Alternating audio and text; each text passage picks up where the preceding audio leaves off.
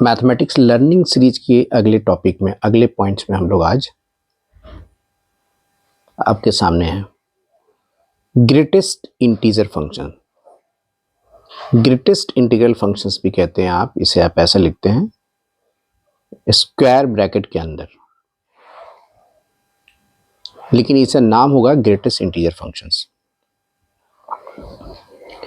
इसका मतलब ये समझना ज़रूरी होता है क्योंकि जब आप कंटिन्यूटी के क्वेश्चंस बनाते हैं तो उसमें अक्सर मिलता है ये क्वेश्चन।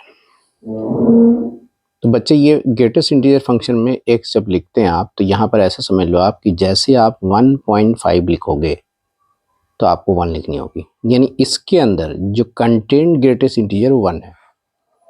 क्योंकि 1.5 एक डेसिमल नंबर है और सबसे बड़ा इंटीजर जो दिखाई दे रहा है वो 1 है। आपको जैसे पता होगा कि इंटीजर होगा 0 plus minus 1 plus minus 2 plus minus 3, तो ये एक डेसिमल नंबर है तो और इससे बड़े इंटीजर 1 है। अगर कोई बच्चा इसके अंदर 1.999 भी लिख देगा तब भी 1 लिखनी होगी।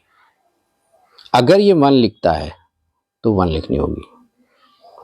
कहने का मतलब है कि वो बच्चा 2 से लेके 3 के बीच लिखना चाहता है, मतलब 2 लिख देगा तो 2 ही लिखेगी ये, लेकिन 2 के बाद और 3 से पहले यानी 2.99 तक लिखनी होगी तो उसको लिखना होगा सिर्फ 2 ही।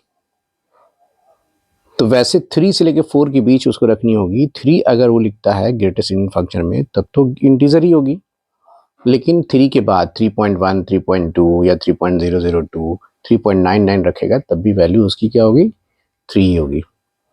अगर 0 से 1 के बीच में ये नंबर लाइन आप रखते हैं, यहाँ पर 0 है और ये 1 है, 0 से लेकर के इसके बीच कहीं भी रखते हैं तो 0 ही लिखेंगे। जैसे 0.5 हो तो इसके अंदर 0.58 भी हो तो 0.5 नहीं लिखेंगे, सिर्फ 0 लिखेंगे। नेगेटिव में -1 से 0 है तो -1 लिखोगे। ठीक है, तो इसकी जानकारी ज़रूरी होगी। आपको कंटिन्यूटी डिफरेंशिएबिलिटी में जब सवाल आता है तो आपको क्वेश्चन बनाने होते हैं। ठीक है।